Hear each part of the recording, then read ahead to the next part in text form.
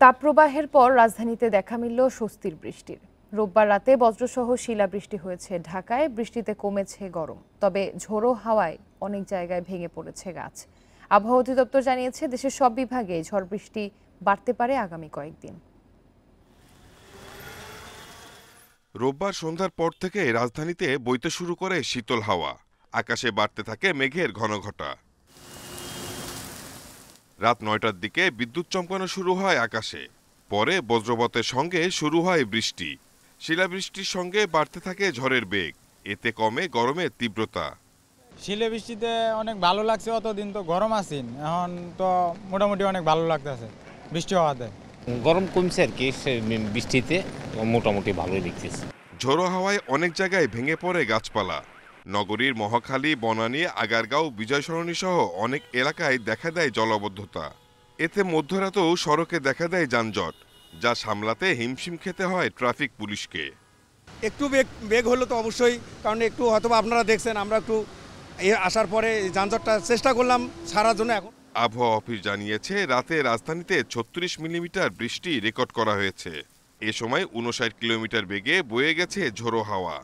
ঢাকার এবং ঢাকার আশেপাশে ঝোড়ো হাওয়া সহ বৃষ্টি ও বজ্রসহ বৃষ্টিপাত হয়েছে। এর সঙ্গে কিছু কিছু শিলাবৃষ্টিও হয়েছে। তো আমাদের আগারগাঁওয়ের মধ্যে যে বৃষ্টিমাপক যন্ত্র আছে, সেখানে আমরা যেটা পেয়েছি সেটা হচ্ছে ৩৬ মিলিমিটার বৃষ্টি হয়েছে। ঢাকায় সোমবারও বৃষ্টির পূর্বাভাস দেয়া হয়েছে। শুধু রাজধানী নয়, দেশের সব বিভাগেই কম বেশি বৃষ্টি হতে পারে আগামী কয়েকদিন। Shahid Ahmed, independent news, Dhaka. তাপপ্রবাহে সবচেয়ে ঝুঁকিতে গর্ভবতী নারী ও শিশুরা। তাপপ্রবাহ চলাকালে ঝুঁকি বাড়ে ১৬ ভাগ। রোববার দুপুরে রাজধানীর একটি হোটেলে তাপপ্রবাহে চিকিৎসা ও সতর্কতা নিয়ে গাইডলাইন প্রকাশ অনুষ্ঠানে এসব তথ্য জানায় ইউনিসেফ। গাইডলাইনে একটানা রোদে কাজ না করা, মাঝে মাঝে পানি খাওয়া এবং গরমে অসুস্থ হলে প্রথমে শরীরের তাপ কমিয়ে হাসপাতালে নেওয়ার পদ্ধতি সহ নানা পরামর্শ দেওয়া হয়েছে। তীব্র তাপে পুড়ছে দেশ।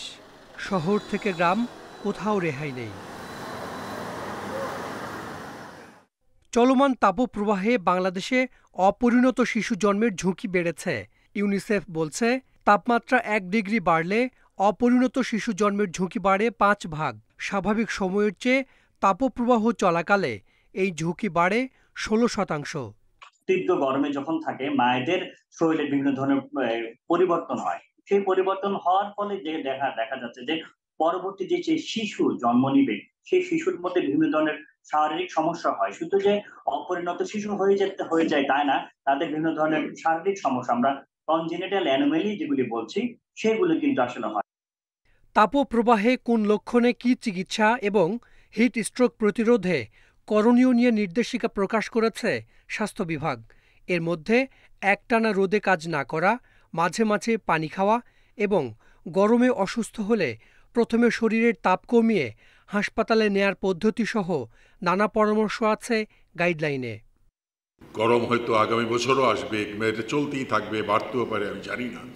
তবে এই নির্দেশিকাটা আমরা যদি সারা দেশে ছড়িয়ে দেওয়ার জন্য অলরেডি আমি নির্দেশ দিয়েছি এবং অলরেডি আমাদের চিকিৎসকদেরকে অনলাইনেও এটার ব্যাপারে ট্রেনিং দেওয়া হয়েছে যে গরমের মধ্যে কি করা যায়, কি না যায়।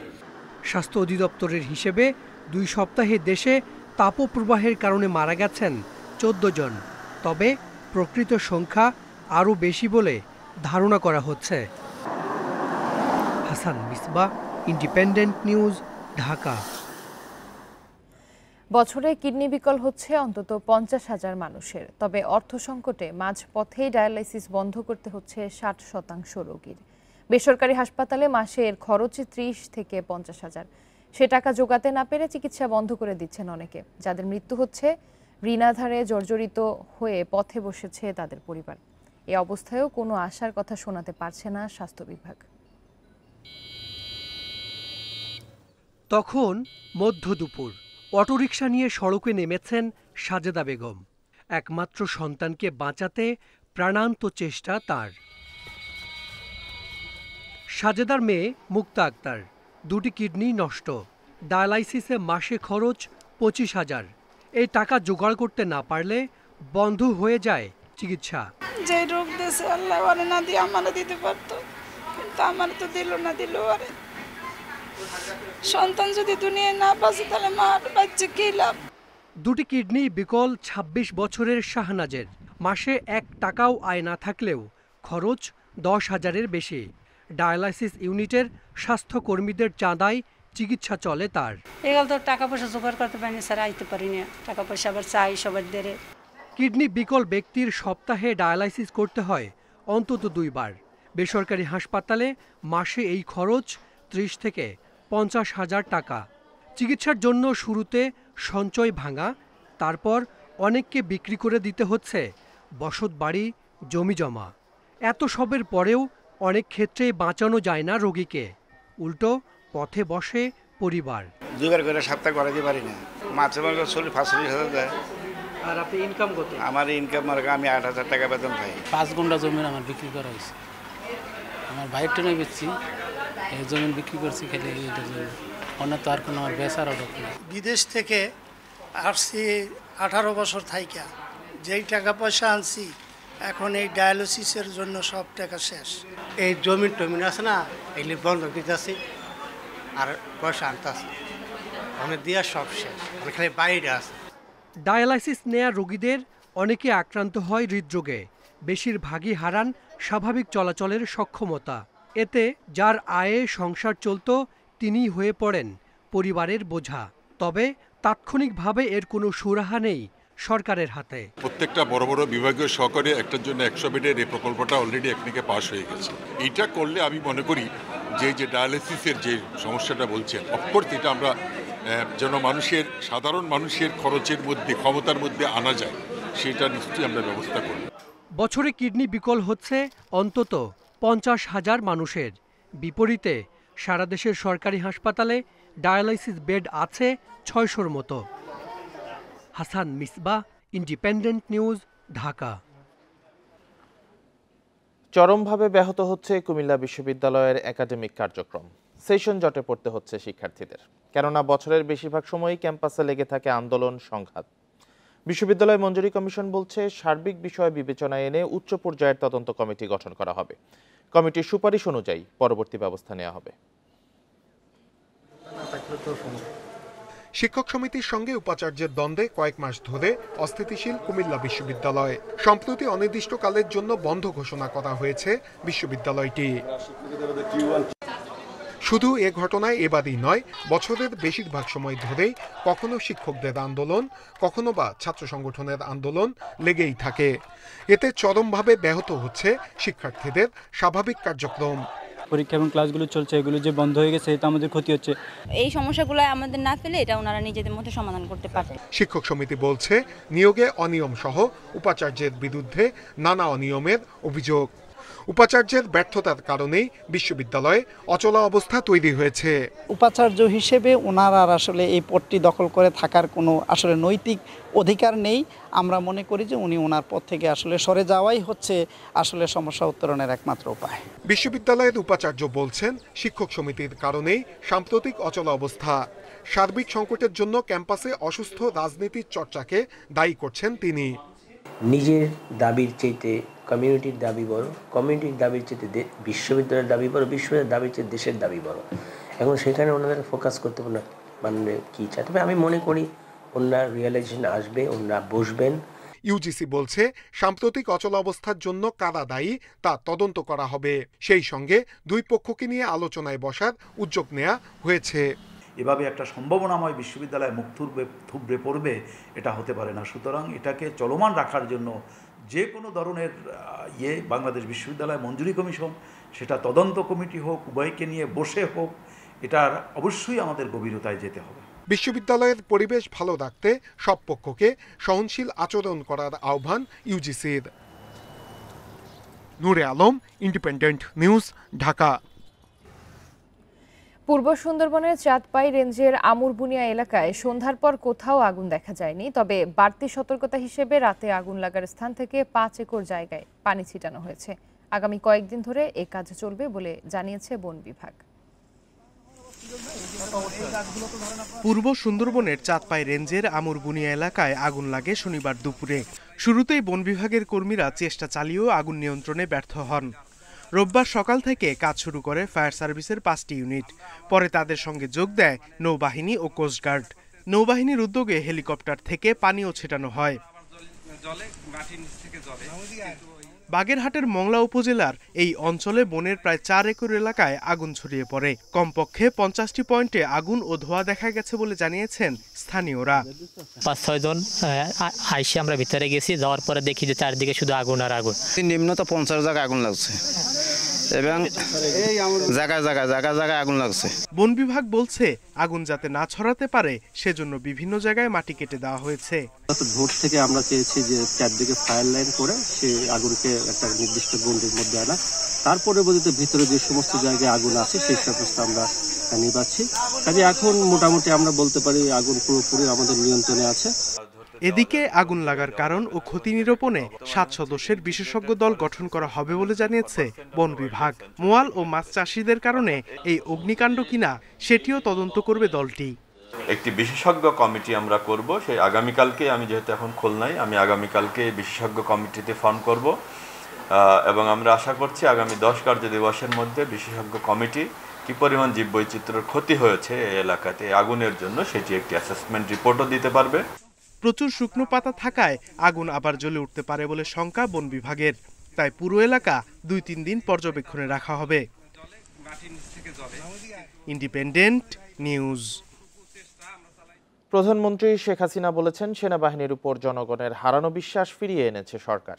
রোববার ঢাকা সেনানিবাসে প্রধানমন্ত্রীর দরবারে তিনি এই কথা বলেন। আস্থাহীন সেনাবাহিনী যুদ্ধেও জয়ী হতে পারে না বলে মন্তব্য করেন প্রধানমন্ত্রী। Armed forces institute of pathology AFIP ভবন এবং আর্মি সেন্ট্রাল অডিটোরিয়াম সেনা প্রাঙ্গণের উদ্বোধন করেন প্রধানমন্ত্রী শেখ হাসিনা। ভবনে প্রবেশের জন্য পরে AFIP ভবনটি ঘুরে দেখেন তিনি। ঢাকা সেনানিবাসের বাসিন্দাদের উন্নত চিকিৎসার জন্য 14 তলায় ভবন নির্মাণ করা হয়েছে। এর আধুনিক পরীক্ষাগারে রয়েছে বিশ্বমানের স্বয়ংক্রিয় রোগ শনাক্তের ব্যবস্থা ও মাল্টিহেডেড মাইক্রোস্কোপ। নতুন ভবন সম্পর্কে এ উপলক্ষে আয়োজিত দরবারেও যোগ দেন প্রধানমন্ত্রী। এ সময় তিনি বলেন, 75-এ বঙ্গবন্ধু হত্যাকাণ্ডের পর আস্থা হারায় সেনাবাহিনী। নানা চ্যালেঞ্জ মোকাবিলা করে সেই বিশ্বাস ফিরে পেয়েছে। আমাদের সেনাবাহিনী আজকে জনগণের পাশে দাঁড়ায়, জনগণের আস্থা বিশ্বাস অর্জন করেছে। 75-এ 15ই আগস্টের পরে সেনাবাহিনীর উপরে যে আস্থা এবং বিশ্বাস সাধারণ মানুষ কিন্তু হারিয়ে ফেলেছিল। আমার প্রচেষ্টা ছিল যে সেনাবাহিনীর প্রতি আমাদের সাধারণ মানুষের একটা আস্থা বিশ্বাস যেন সৃষ্টি হয়, যেটা যে কোনো একটা সেনাবাহিনীর জন্য একান্তভাবে জরুরি, স্বাধীনতা সার্বভৌমত্ব রক্ষার জন্য প্রয়োজন। আর যে সেনাবাহিনীর উপর জনগণের আস্থা বিশ্বাস থাকে না, তারা কখনো কোনো রণাঙ্গনে বিজয় অর্জন করতে পারে না। যে কোনো একটা দুঃসময় দেখা দিলে আমাদের সশস্ত্র বাহিনী জনগণের পাশে আছে এবং জনগণের একটা ভরসা স্থল হিসেবে সে আস্থা আজকে আমাদের সশস্ত্র বাহিনী অর্জন করতে সক্ষম হয়েছে। প্রধানমন্ত্রী বলেন, আধুনিক ও প্রযুক্তি নির্ভর সশস্ত্র বাহিনী গড়ে তোলা হয়েছে। ফোর্সেস গোল 2030 বাস্তবায়ন করা হচ্ছে। সশস্ত্র বাহিনীর জন্য জাতির পিতা বঙ্গবন্ধু শেখ মুজিব যে 1974 সালের যে প্রতিরক্ষার নীতিমালা প্রণয়ন করেছিলেন, তারই ভিত্তিতে ফোর্সেস গোল 2030 প্রণয়ন করে আমরা তা বাস্তবায়ন করে যাচ্ছি। আর্মি সেন্ট্রাল অডিটোরিয়াম সেনা প্রাঙ্গণে জাতীয় ও আন্তর্জাতিক বিভিন্ন গুরুত্বপূর্ণ সভা, সেমিনার এবং সামাজিক অনুষ্ঠানের আয়োজন করা হবে। অনিমেষ কর, ইন্ডিপেন্ডেন্ট নিউজ, ঢাকা। গ্রামগঞ্জে লোডশেডিং 24 ঘন্টার মধ্যে কোথাও 12 ঘন্টা, কোথাও 8 ঘন্টা, এমন অভিযোগ করেছেন সংসদের বিরোধী দলের চিফ হুইপ মোহাম্মদ মুজিবুল হক চুন্নু। রোববার জাতীয় সংসদে বিদ্যুতের দাম না বাড়িয়ে বিদ্যুৎ উৎপাদনে কার্যকর উদ্যোগ নিতে সরকারের প্রতি আহ্বান জানান তিনি। স্পিকার শিরিন শারমিন চৌধুরীর সভাপতিত্বে বিকেল 5টায় সংসদের চলতি অধিবেশনে জাতীয় পার্টি মহাসচিব মোহাম্মদ মুজিবুল হক চুন্নু বলেন, বিদ্যুৎ মন্ত্রী দাম বাড়ানো বলতে লজ্জা পান, তাই সমন্বয় বলেছেন। এ সমন্বয়ে 1 বছর করেছেন, আগামী 3 বছরে 12 বার করবেন। ভর্তুকি পুরো তুলে নিলে বিদ্যুতের দাম দ্বিগুণ হবে জানিয়ে চুন্নু বলেন, দাম না বাড়িয়ে এমন পদক্ষেপ নিন যাতে জনগণ চাপে না পড়ে। ভাড়া বিদ্যুৎ কেন্দ্রগুলোকে গত 1 বছরে 26,000 কোটি টাকা ভর্তুকি দেওয়া হয়েছে, যা রাষ্ট্রের টাকার অপচয় বলেও মন্তব্য করেন তিনি।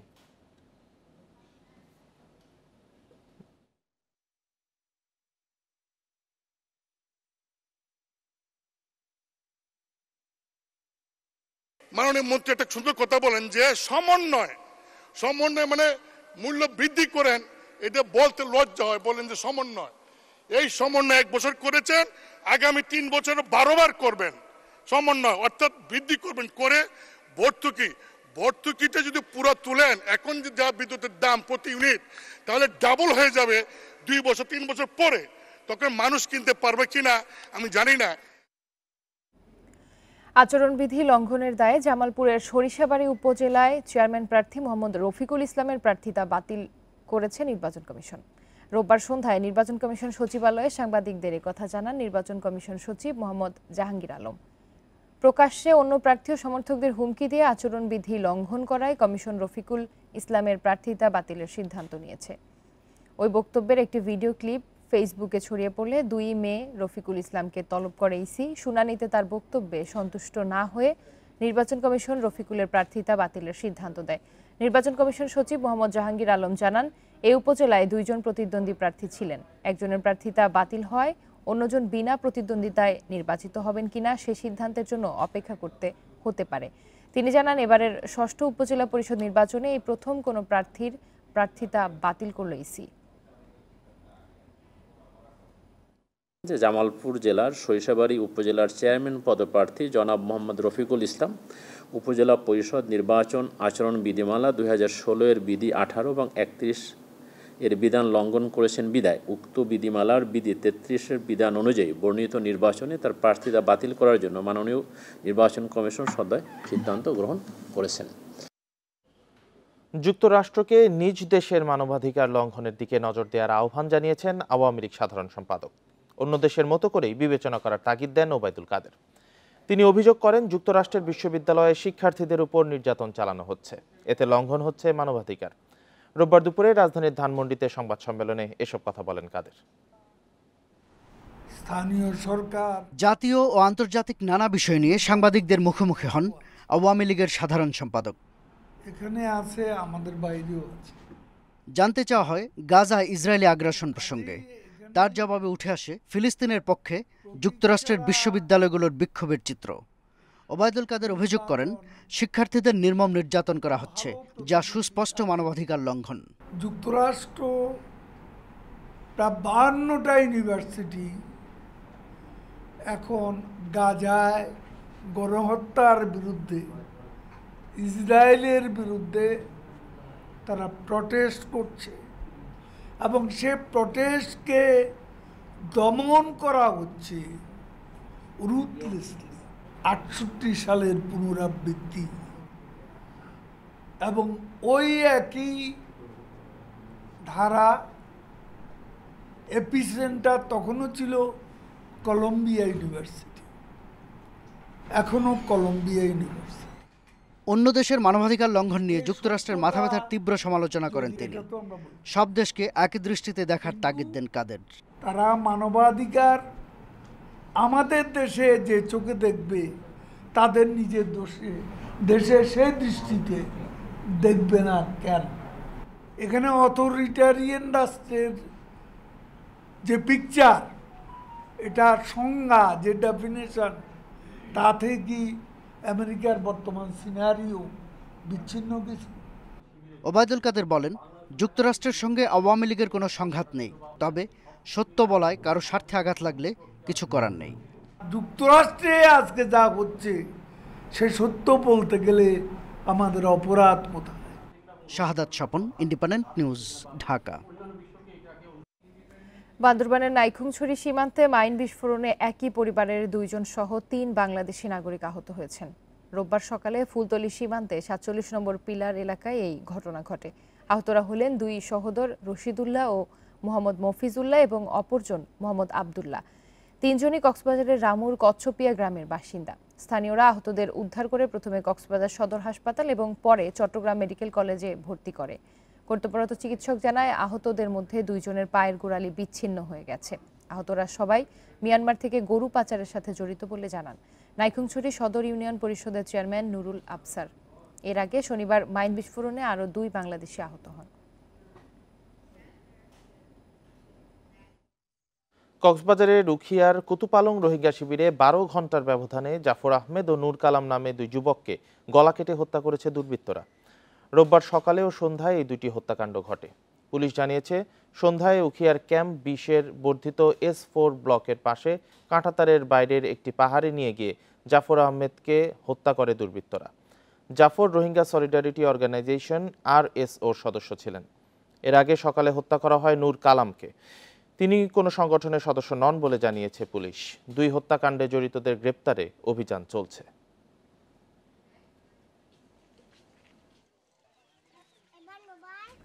পটুয়াখালীর কুয়াকাটায় জমি নিয়ে বিরোধে দুপক্ষের সংঘর্ষে শিশু নারী সহ কমপক্ষে 10 জন আহত হয়েছেন। এই ঘটনায় 2 জনকে আটক করা হয়েছে।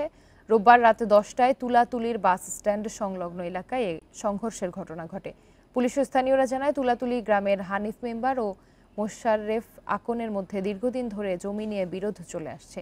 গতকাল রাতে বিরোধপূর্ণ জমি নিয়ে কথা কাটাকাটির এক পর্যায়ে দুপক্ষের মধ্যে সংঘর্ষ বাধে।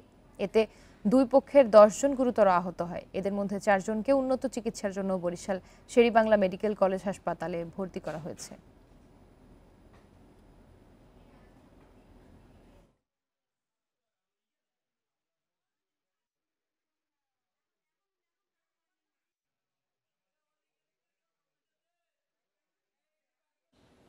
রাজস্ব আয় বাড়াতে এনবিআরকে ঢেলে সাজাতে হবে। নতুন করদাতা বাড়াতে তাদের কোনো পরিকল্পনাই নেই। রোববার দুপুরে রাজধানীতে এক সেমিনারে এসব কথা বলেন প্রধানমন্ত্রীর বেসরকারি শিল্প ও বিনিয়োগ উপদেষ্টা সালমান এফ রহমান। তার মতে এখনই তথ্য প্রযুক্তি খাত করের আওতায় আসার উপযোগী হয়নি। দেশে তথ্য প্রযুক্তি খাতের বার্ষিক ব্যবসার পরিমাণ প্রায় $2 বিলিয়ন। বছরে আইটি সেবা রপ্তানি $2 বিলিয়ন ছুঁই ছুঁই। এ খাতে বিদেশি বিনিয়োগও বাড়ছে। সম্প্রতি রাজস্ব বাড়াতে নানা খাতে কর ছাড় কমিয়ে আনার পরামর্শ দেয় আন্তর্জাতিক দাতা সংস্থা IMF। তবে কর অব্যাহতি তুলে নেওয়া হলে ছোট ও মাঝারি উদ্যোক্তারা বড় ধরনের ক্ষতির মুখে পড়বে বলে আশঙ্কা বিশ্লেষকদের। Investment climate for smart Bangladesh শিরোনামে আয়োজিত সেমিনারে এ ব্যাপারে সরকারের কাছে নীতি সহায়তা চান ব্যবসায়ীরা। কর ছাড় অব্যাহত রাখা উচিত বলে মনে করেন আইসিটি প্রতিমন্ত্রী। ট্যাক্স কর্পোরেট ট্যাক্স এক্সামশনেরটা আমাদের 26, 31 এবং 41 তিনটা সেগমেন্টে 3টা পলিসি নিয়ে আমরা কথা বলতে পারি। একটা রেশনাল লজিক্যাল সলিউশন আমরাই প্রপোজ করব, এটা যাতে এনবিআর ফাইন্যান্স মিনিস্ট্রি অ্যাকসেপ্ট করে।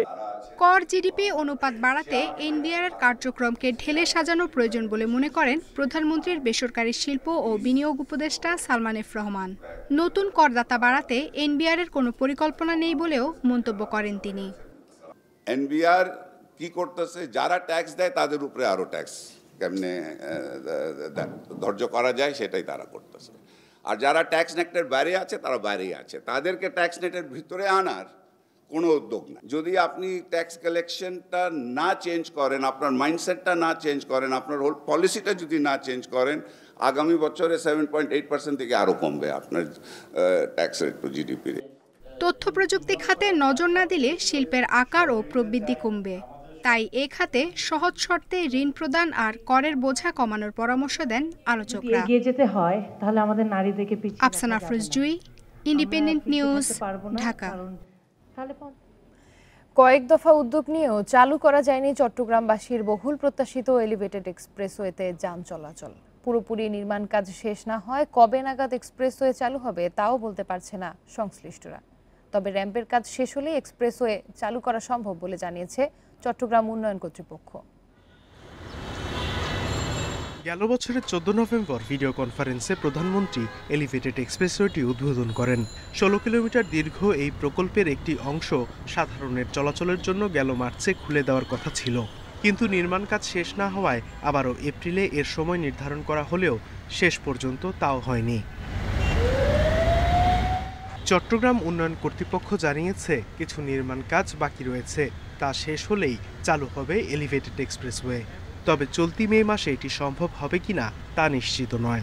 ম্যাক্সিমাম কাজই আমাদের শেষ হয়ে গেছে, এখন আমাদের লাইটিংটা কিছু বাকি আছে সামান্য, তারপর মার্কিংগুলো আর মাঝখানে কিছু ব্যারিয়ারের কাজ বাকি আছে। ঢালাইয়ের কাজটা কমপ্লিট হয়ে গেছে অলরেডি। আমরা 2টা পয়েন্টে নামাবো, একটা হচ্ছে টাইগার পাস পয়েন্টে এবং লাহনবাজার পয়েন্টে। গেল সপ্তাহে চৌকের চেয়ারম্যান হিসেবে দায়িত্ব নেন বীর মুক্তিযোদ্ধা মোহাম্মদ ইউনুস। ঘোষণা দেন এক্সপ্রেসওয়ের অসমাপ্ত কাজ দ্রুত শেষ করার। র্যাম্পের কাজ পুরোপুরি শেষ করেই এক্সপ্রেসওয়ে চালুর পক্ষে মত দেন তিনি। আমি ছেড়ে দিলে কন্ট্রাক্টরকে টাকাগুলো দিয়ে সে পার হয়ে যাবে। আমি সম্পূর্ণ কাজ বুঝে নেওয়ার পরে মাননীয় প্রধানমন্ত্রী উদ্বোধন করে দিয়েছেন, টাকাও দিয়েছেন, ওনার টাকাটা 100% সেখানে কার্যকর হয়েছে কিনা আমি দেখে আমি ছেড়ে দেব। 4,298 কোটি টাকার এই প্রকল্পের পুরো কাজ আগামী জুনে শেষ হওয়ার কথা। Independent news. শব্দ দূষণের মারাত্মক ঝুঁকিতে আছে বরিশাল নগরী। শহরের 20টি পয়েন্টে দূষণের মাত্রা স্বাভাবিকের চেয়ে অন্তত 20 ডেসিবেল বেশি। মাত্রাতিরিক্ত শব্দ দূষণের জন্য যানবাহন চালকদের অসহযোগিতাকে দুষছে পরিবেশ অধিদপ্তর। দূষণ কমাতে চালকদের সচেতন করার পাশাপাশি গ্যাস ও বিদ্যুৎ চালিত যানবাহন চালুর পরামর্শ ট্রাফিক বিভাগের। বরিশালের রূপাতলী বাস স্ট্যান্ড অপ্রয়োজনে বাজছে হর্ন। এমন শব্দের মাঝে কাজ করতে করতে এখন কানে কম শোনেন ট্রাফিক পুলিশ সদস্য শরীফুল ইসলাম। শব্দ দূষণ বাড়ায় মেট্রোপলিটন পুলিশের 13 সদস্য কানে কম শোনেন, 35 জন ভুগছেন উচ্চ রক্তচাপে ও 9 জন হৃদরোগে। ডিউটিরত অবস্থায় বিভিন্ন গাড়ির শব্দে আমাদের কানে সমস্যা দেখা দেয়। গাড়ির শব্দ, হাইড্রোলিক হর্ন, যানজট, ধুলাবালি, অনেক শারীরিক সমস্যা পড়তে হয়। সাউন্ড পলিউশনের মধ্যে আমাদের মেন্টালি আমরা টর্চার থাকি, মেন্টালি খিটখিটে মেজাজ খিটখিটে হয়ে যায়। হ্যাঁ, মেন্টালি আমরা কুল থাকতে পারি না। হ্যাঁ, যার জন্য এটা হার্টের উপরে চাপ পড়ে। নগরীর 20টি পয়েন্টে শব্দ দূষণের মাত্রা স্বাভাবিকের চেয়ে অন্তত 20 ডেসিবেল বেশি। চালকদের অসচেতনতায় দিন দিন তা বাড়ছে। যাত্রীকে আকর্ষণ করার জন্য সে হর্ন বাজাচ্ছে। এটা আমি যেহেতু ফিল্ড ভিজিট করি, আমার বাস্তব অভিজ্ঞতা। একাধিকবার ওয়ার্কশপ করেও আমরা আসলে তাদেরকে শোনাতে পারছি না। দূষণ কমাতে চালকদের সচেতন করার পাশাপাশি বিকল্প যানবাহন চালুর পরামর্শ ট্রাফিক বিভাগের। বরিশাল মেট্রোপলিটন পুলিশে যে 150 জন জনবল আছে, 150 মতন, এর প্রায় 42% কোনো না কোনো এই সাউন্ড পলিউশন বা অন্যান্য জলবায়ু দূষণের আসলে এরা অসুস্থ হয়ে পড়ছে। এইসব কারণে গ্যাস চালিত গাড়ি এনকারেজ করা যেতে পারে, কারণ এই গাড়িগুলো ইলেকট্রিক এবং গ্যাস চালিত গাড়িগুলোতে শব্দর যে দূষণ এটি অনেক কম হয়। বিশ্ব স্বাস্থ্য সংস্থার মানদণ্ডে সড়কের শব্দের তীব্রতা 53 ডেসিবেলের মধ্যে রাখার সুপারিশ করা হয়। Independent news. খুলনায় ব্যক্তি উদ্যোগে সাবমার্সিবল পাম্পের ব্যবহার বাড়ছে, এতে কমছে ভূগর্ভের পানির স্তর। বিশেষজ্ঞদের আশঙ্কা এভাবে চলতে থাকলে পরিবেশ বিপর্যয় ঘটবে।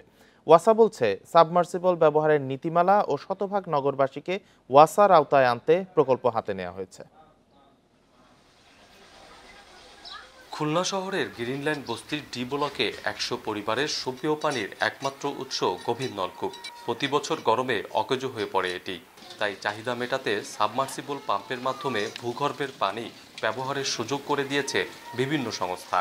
ব্যক্তি উদ্যোগে কয়েকটি পরিবার মিলেও একই ব্যবস্থা করেছে। গরমের সময় মেলা কষ্ট হয় পানির জন্য, কারণ অন্যান্য কলে পানি ওঠে না। এই সময় এই ইসের থেকে আমরা পানিটা পাই। শুকনাকাল যখন আসে তখন আমাকে ডিপ কল খুব সমস্যা দেয়। সমস্যা দিলে আপনার ওইখানে ওই সাবকল আছে, ওইখান থেকে আমাকে পানি আনতে হয়। ওয়াসার সরবরাহ ব্যবস্থার উপর আস্থা নেই অনেক নাগরিকের। এজন্য বস্তির পাশাপাশি অভিজাত এলাকার বাড়িতেও ব্যক্তিগত পাম্প ব্যবহার বাড়ছে। ভূপরস্থ পানির যে ব্যবহার, সেই ব্যবহারে বিশেষ করে কর্তৃপক্ষের একটা অনীহা আছে বা এটার ব্যাপারে হচ্ছে তাদের পরিকল্পনারও অভাব আছে। ওয়াসার তথ্য 9 বছরের নগরীতে ভূগর্ভের পানির স্তর 6 থেকে 13 ফুট পর্যন্ত নেমে গেছে। এই ধারা চলতে থাকলে পরিবেশ বিপর্যয় ঘটবে বলছেন বিশেষজ্ঞরা।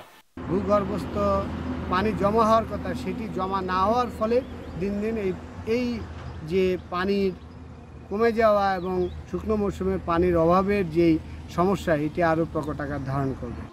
সাবমার্সিবল পাম্প ব্যবহারের নীতিমালা তৈরির কাজ চলছে বলে জানিয়েছে ওয়াসা। এছাড়া সব নাগরিককে ওয়াসার আওতায় আনতেও প্রকল্প নেওয়া হয়েছে।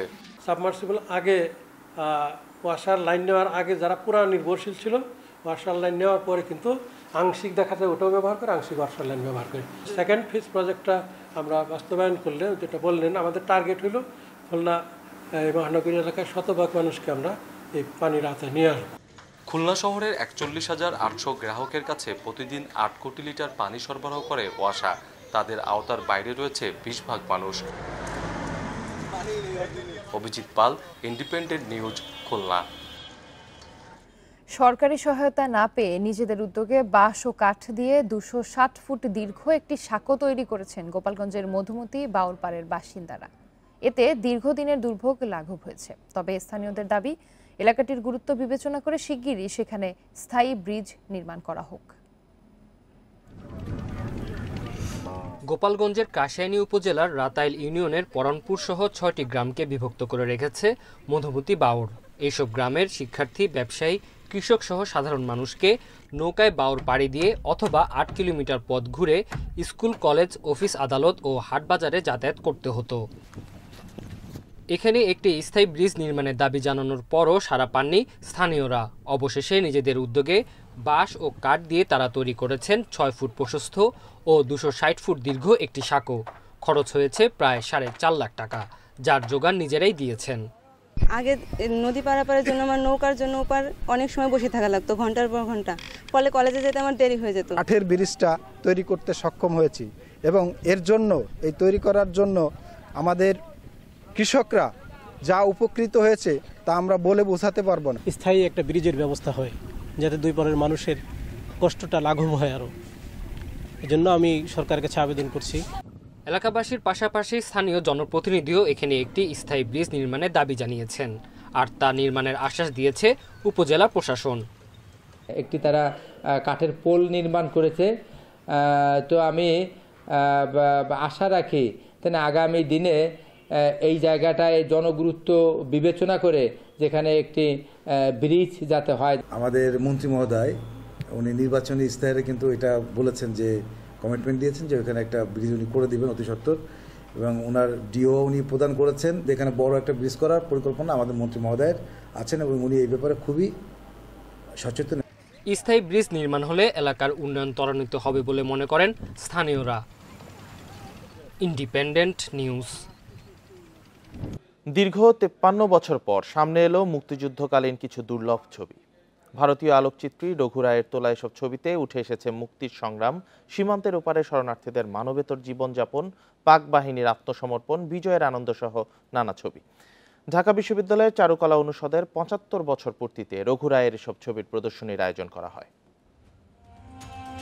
ছবিতে শরণার্থী জীবন, পাক হানাদার বাহিনীর আক্রমণে সীমান্ত পেরিয়ে ভারতে আশ্রয় নেয়া নিরস্ত্র কোটি বাঙালির বেঁচে থাকার সংগ্রাম। খুব অল্প সময়ের মধ্যেই ভারতে আশ্রয় নেয়া শরণার্থীর সংখ্যা ছাড়ায় 1 কোটি। মানবতর জীবনযাপনের সেই করুণ দৃশ্য মনে দাগ কাটে তরুণ আলোকচিত্রী রঘু রায়ের।